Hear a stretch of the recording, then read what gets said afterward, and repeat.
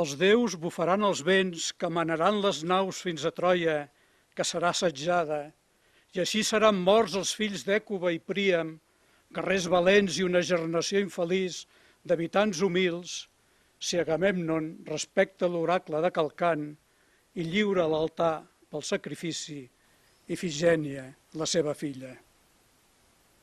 Entendre el poder i la guerra, la glòria, l'honor, l'ambició. Un eclipsi de sol eclipsà el saber del rei més savi i equivocava Silio, raó, justícia, lleis, i regirà la infància i la sort d'un príncep monstruós, Segismundo de nom, que oxia en el part sa mare. Capir les idees cruels, la ira dels volcans i els astres, les dèries, les formes i els errors de la natura.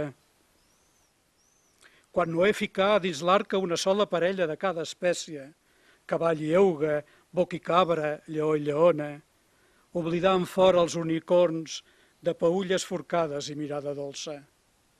Com ells, un bé de Déu d'humans i bèsties també moriren, negats al món, la carn i els cels. Qui entén, Senyor, l'oblit o l'estranya culpa dels arbres i les aus?